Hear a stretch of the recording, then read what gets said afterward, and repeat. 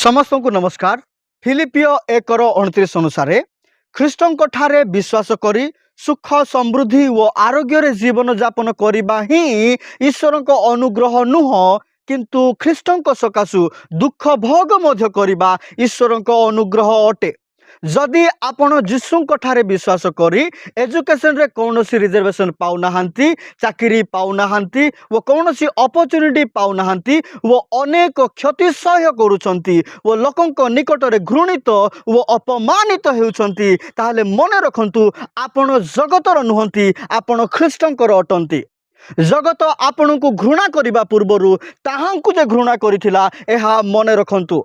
जीशुଙ୍କ सकाशु निंदा ताड़ना दुख कष्ट अपमान सह्य करूछंती जे आपण माने धन्य अटंती। आनंदित हुवंतु, उल्लसित हुवंतु, कारण स्वर्ग राज्य आपणकर अटे। आंभ मानक निमंते अर्थात ख्रीष्टଙ୍କ ठारे विश्वास करूछु जे आंभे माने आंभ मानक निमंते जीवन धारण ख्रीष्ट मृत्युवरण लाभजनक अटे। प्रभु आम समस्त को ताहांक आत्मांक शक्ति रे परिपूर्ण करंतु। आमेन।